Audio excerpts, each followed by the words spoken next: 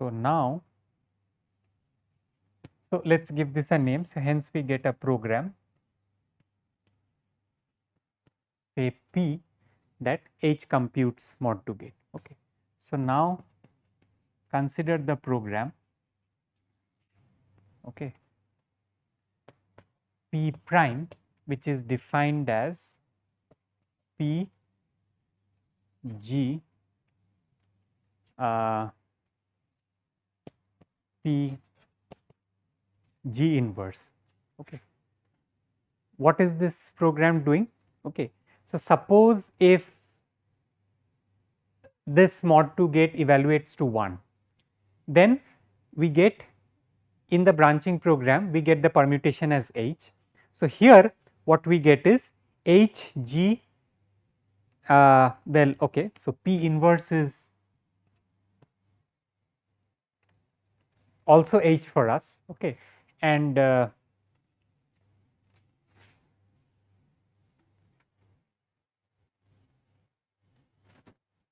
P inverse is not defined here. So what I mean is that if I write this as P G inverse, so I will get a H over here as well, and H is its own inverse. So essentially what I get is H inverse G inverse, and by lemma 2 what we have is, so this is equal to,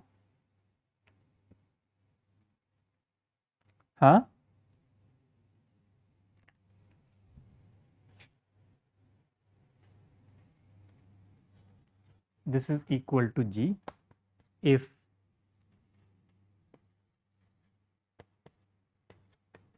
mod 2 of x is 1, and if mod 2 of x is 0, then we have identity over here. So identity G inverse will be equal to E if mod 2 of x is equal to 0.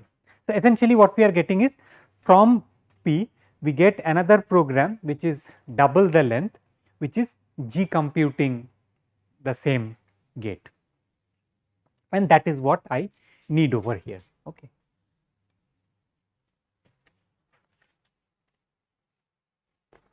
Now why do we go to G from H?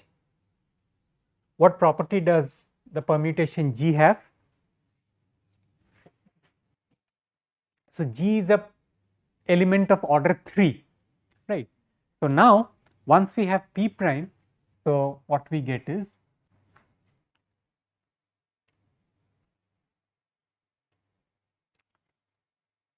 so concatenate all the P primes corresponding to all the mod 2 gates, and we get a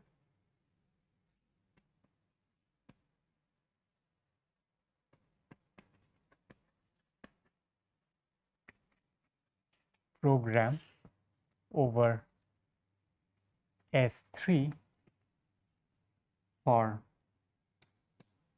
the circuit C. Okay. Huh? The concatenation is giving mod 3. So the concatenation is giving me mod 3. Okay. So yeah, so one more thing that I should have mentioned here. So this circuit C that we assume, so we also apply lemma 3, okay, before we take this circuit, and we assume that the number of mod 2 gates that evaluate to 1 is either congruent to 0 or 1 mod 3. Okay.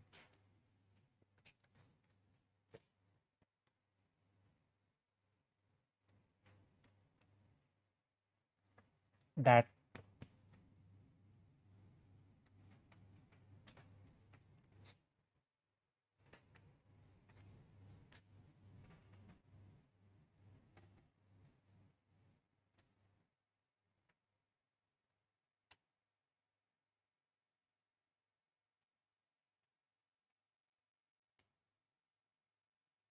assumes the condition of lemma 3 over here. Okay.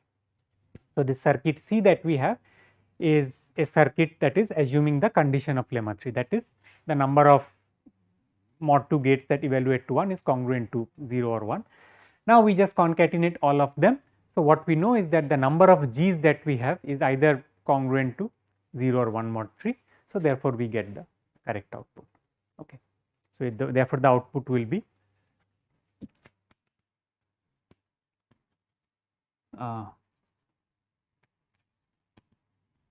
since the number of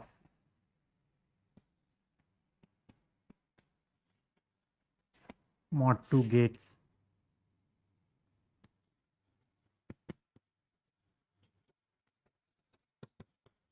that evaluate to 1 is congruent to 0 or 1 mod 3. Therefore,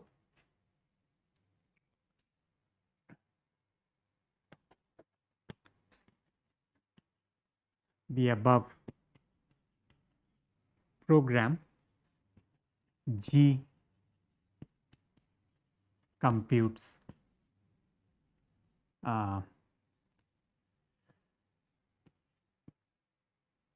actually what I mean is that the language generated by this circuit C, but it is okay. So, just a little abuse of notation here. Okay. So, this proves the reverse direction. So, now let us look at the other direction.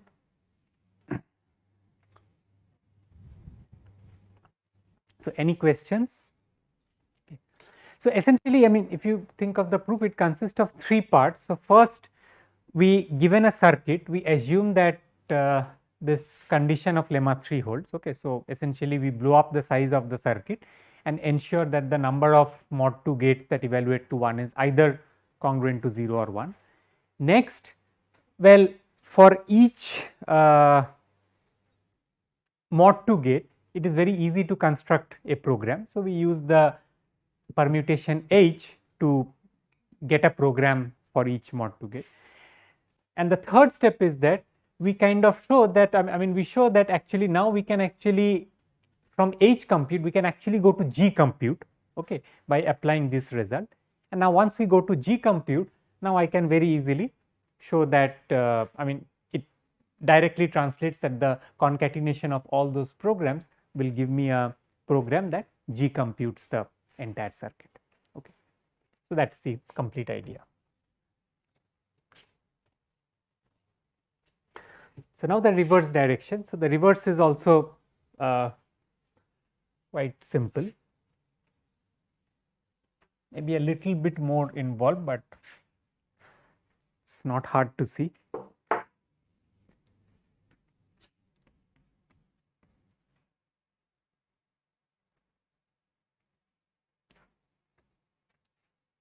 Okay.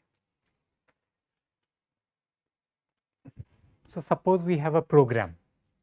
Okay. So, let P be a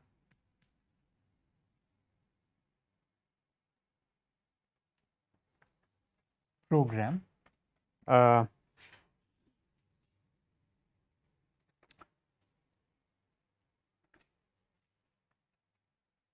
over S3 and assume without loss of generality that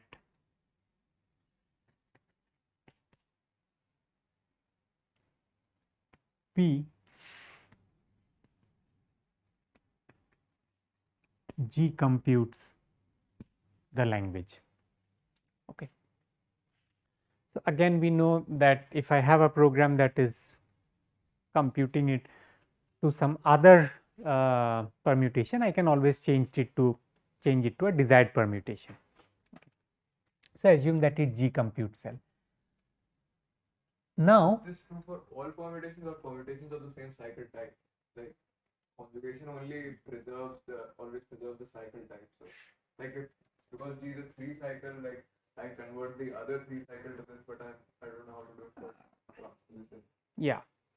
So,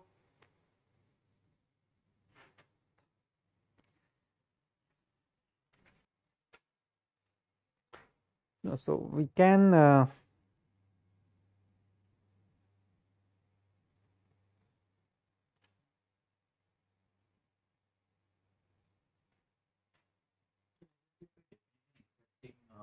like 3 cycles. hmm? Like the definition of the permutation branching is that it always accepts when the Huh. permutation is a 5 cycle or 3 cycle. It is a cycle, right? Yeah. So that follows from definition. So yeah, so it always accepts some cycle. So therefore, I can convert it to any other cycle. Yeah, true.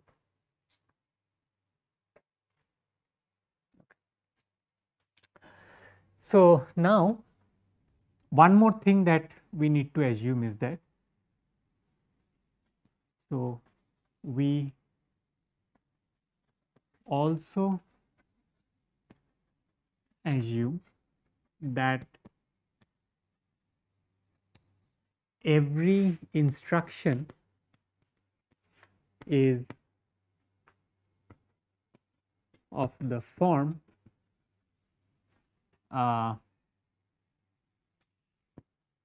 IGE or IHE, okay, using the fact that G and H generates S3. Okay. So, suppose if I have some other permutation, firstly I can multiply it with the inverse of this permutation, the entire thing I can multiply with the, so let us say I have some sigma tau, okay, I sigma tau. So, first what I can do is that I can multiply it with tau inverse. So, I get sigma tau inverse comma identity. Now, sigma tau inverse can be generated by G and H, okay. So, I can write sigma tau inverse as a product of G and H, and I can just divide it into that many instruction, okay. So, finally, what I get is that the entire sequence is basically consisting of instructions of this form. Not only this, what else can we say? Now, if you look at this sequence, so suppose I take an input and I evaluate this instruction on that input. What do I get? I basically get a product of G, H and identities, right. So, on evaluating on any input,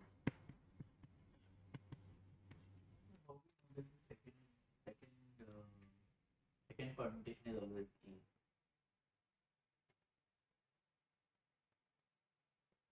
so I can multiply it with, so let us say, so that is what I was saying, that suppose if you have something like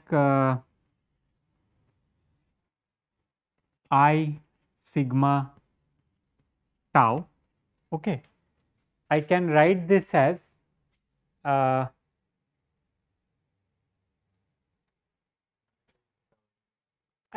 multiply it with tau inverse, right. So, I just add the instruction I mean I just multiply this with I tau inverse tau inverse. So, basically I get something like I sigma tau inverse comma identity, right. Now, this is generated by G and H, okay. So, this is something of the order G to the power A H to the power B, okay, for some A and B. So, now I just divide it into that many G's and H, okay.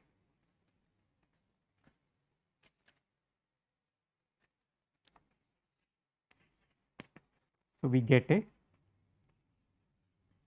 sequence of G, H and E, or we get a, not a sequence, let me write this as a product. We get a product of G, H and E's, right. What can we say about this product? How many G, H and E will it have? So, E can be anything. So, E's anyway do not matter, but how many G and H's will it have?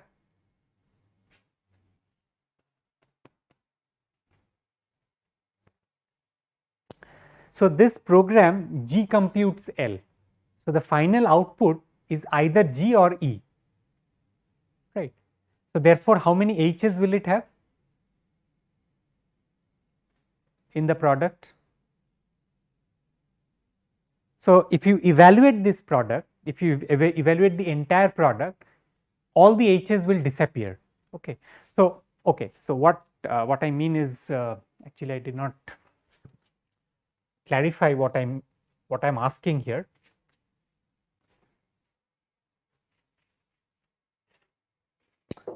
So, we have this as the product. Okay. Now, using the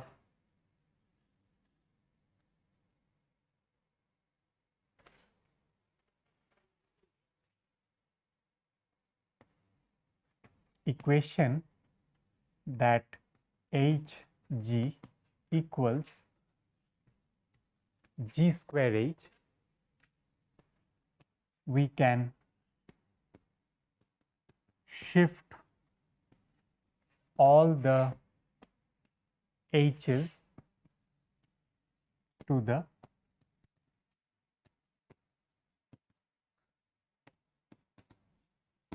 right side of the product. Now, in this shifted product, okay, so where I have a product of G's followed by a product of H, how many H's do I have? An even number of H's, right, because ultimately it is G computing. And how many G's do I have? So, the number of G's is either divisible by 3 or congruent to 1 mod 3, right.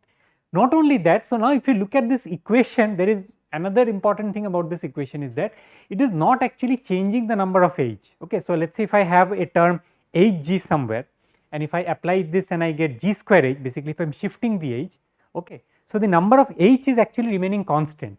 So, in this initial product also the number of H is divisible by 2, it is even. Okay. This equation is only changing the number of G's, but it is not changing the number of H. Okay. So, the number of H's in the product is even. Okay. So, now we are sort of in a position to describe the circuit. What is the circuit corresponding to this product, this program? Okay. So,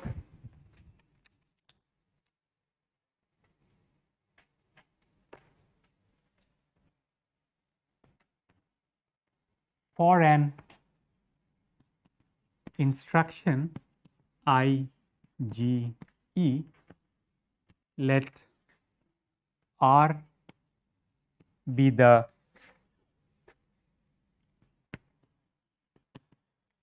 parity of the number of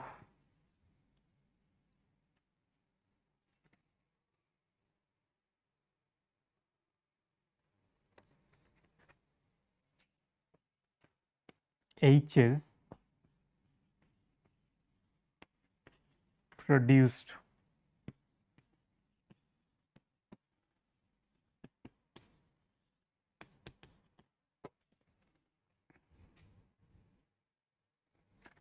before that instruction, then the number of G's that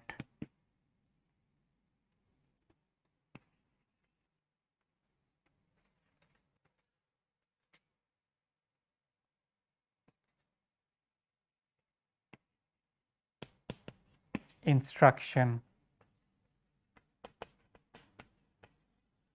contributes to is something. Okay. So, let me just explain what I mean over here. So, think of this as follows. Okay.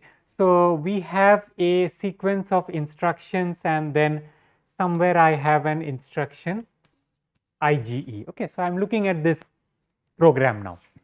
I have a sequence ig. Okay. So, now before this there were some instructions which were outputting h, okay, and let r be the parity of the number of h's produced by all those instructions. Okay. How many h's that I am getting? Okay. So, if that number is odd, then r is 1, if that number is even, then r is 0. Now, why does that matter? The reason that matters is because, so well, if I have h as even, then h to the power an even number will disappear. Okay. So, therefore, I will only have g over here, and if I have h as odd, then h to the power an odd number is hg. Then I will have to apply this and kind of shift g to one side and h to the other side, and I will get g square. Okay. So, essentially the number of g's that this instruction contributes to depends on the parity of h. If that parity is even, then the number of the number of g's that it contributes to is either 0 or 1, either 0 or 1 depending on whether this instruction evaluates to 0 or 1. If that parity r is odd, then again it evaluates to either 0 or 2 in this case. Okay. So, this will be xi into xi plus r. Okay. This thing is setting for a particular variable. Huh? For a particular I, this thing. For a particular instruction. Okay. So, for a instruction, for a G, so we can call these instructions as G instructions and H instruction. So, for a G instruction, I am just looking at this. But when we are saying the number of H's, we are shifting to the right side, and this computation we are doing it for, I mean, all the instructions in the program. Okay. So, let me clarify this. So, this is a very important point. Actually, this part, okay, so whatever I have said from here till here, we actually don't do it. Okay. So, this part is just to analyze the fact that all the h's cancel out in the end. But how, I mean, how are we combining the h's? Like, there are different, if one instruction has I, another instruction has j, another has k. So, how are we combining and saying that all h's are there? So, we will come to that, how we are getting. So, we have to build a circuit, right, finally. So, I am just going to the point where I will describe that circuit. Okay. This part only analyzes the fact that the number of h's will cancel out in the end. That is clear. What we are given is just a sequence of instructions. Now, using this sequence of instructions, I have to build a circuit. Okay. Here what I am saying is that if I take one G instruction, then the number of H instructions before that, okay, only the parity of that matters. And that can be denoted by this. So, if you look at this term over here, we can actually consider a truth table corresponding to this term. So, let me write this. So, we have xi, we have r, and we have xi plus 1. So, xi is a variable, it can have values 0 or 1, r is a parity, it can also have values 0 or 1. Okay. Now, if xi is 0, then anyway this term is 0, right. If xi is 1, then here I have 1 into 1 plus 0 is equal to 1, and if both xi and r are 1, then 1 plus 1 is 2 over here, okay, and I am doing this computation actually modulo 3, okay. So, I have 2 into 1, I get a 2 over here, okay, and note that this is exactly what I want. So, if the xi equal to 0, what does this mean? So, xi equal to 0 means that this instruction evaluates to E, okay. Then, well, what are we saying is that the number of G's that this instruction contributes to, if this is evaluating to E, then this does not contribute to any G, it is contributing to 0 number of G. Now, if this contributes to, if xi is equal to 1, then this instruction evaluates to G, in which case we are looking at the parity of this. If the parity is 0, which means that the number of H's were even before that, then it is only contributing to 1 G, which is exactly what I have. And if the parity is odd, then I am applying this and this is contributing to 2 G's now. That is exactly what I have. Okay. So, this kind of tells me how many G's does this instruction contribute to. Okay. Now, we will write this equation as power of 2 as earlier in that lemma 3, I believe. Okay. So, we can write xi into xi plus r as 2 raised to the power xi minus 1 times 2 raised to the power xi minus 1 plus 2 raised to the power r minus 1. So, this is nothing but 2 raised to the power xi minus 1 into 2 raised to the power xi plus 2 raised to the power r minus 2. We can expand this out and we get a equation, we get powers of 2 essentially, okay, we get 6 powers of 2. So, now we are in a position to build the circuit, okay. So, for a G instruction over here, we essentially will have the following circuit, okay. So, if I expand this out, this will be 2 to the power xi plus, now what is R over here, okay. Output, it is basically the number of H instructions, the parity of the number of H instructions that is evaluating to H, right. So, I can write this as, so I can state this a little differently. So, let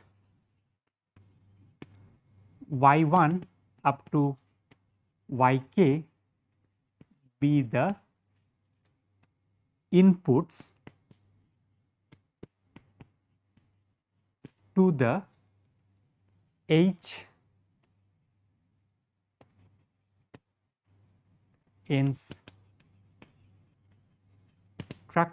instructions before this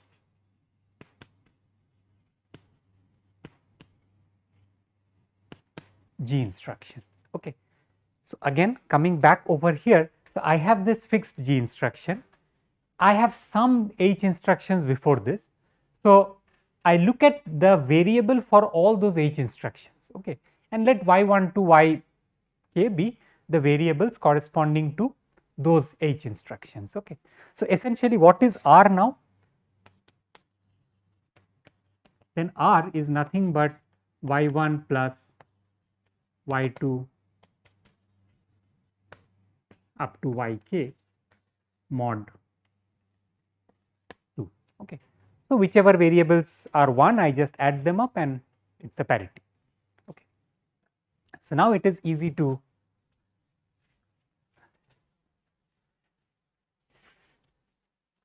see my circuit. So, let me expand out this thing now. So, by instead of R, I can replace it with y1 up to yk, and all these powers are modulo 2. So, that is not a problem for us. So, we can write xi into xi plus r as 2 raised to the power xi, or okay, 2xi plus 2 raised to the power xi plus y1 up to yk minus 2 raised to the power xi plus 1 minus 2 raised to the power xi plus minus 2 raised to the power y1 up to yk plus 2. Okay. So 2 raised to the power 2 xi is anyway 0, because I am taking all the exponents modulo 2. So 2 times xi is 0. So this is anyway 0. So this cancels off. So this can be made as plus 2. So we can change -1 to +2. So -2 will be +1. Yeah, we can do that. Yeah, that will evaluate to the same thing, right? So yeah, exactly. So that is another way of correct. So different color. So that's a good point. So we can change this to +2 and we change this to +1. So essentially then what we get is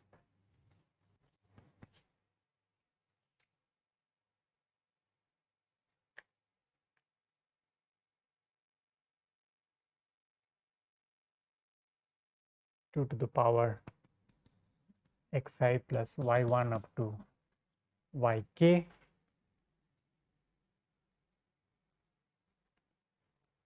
plus 2 to the power xi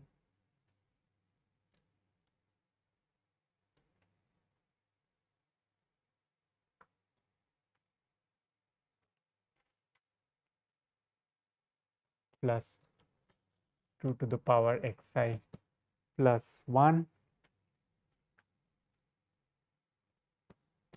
plus 2 to the power y1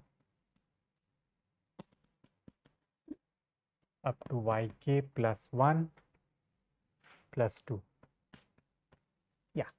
So now we have all pluses, so we can build the circuit appropriately. Okay. So we have a mod. So we have the mod 3 gate, and 1G instruction would now correspond to 5 mod 2 gates. Okay. And this is for 1G instruction, and we do this for all the G instructions now. Okay. So this completes the proof for us.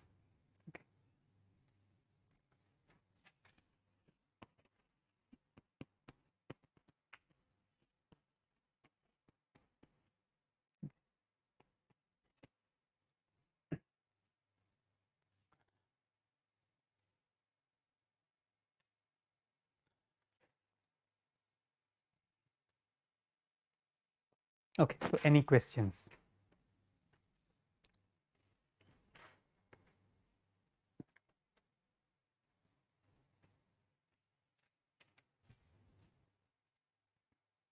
Okay, so I'll stop here then.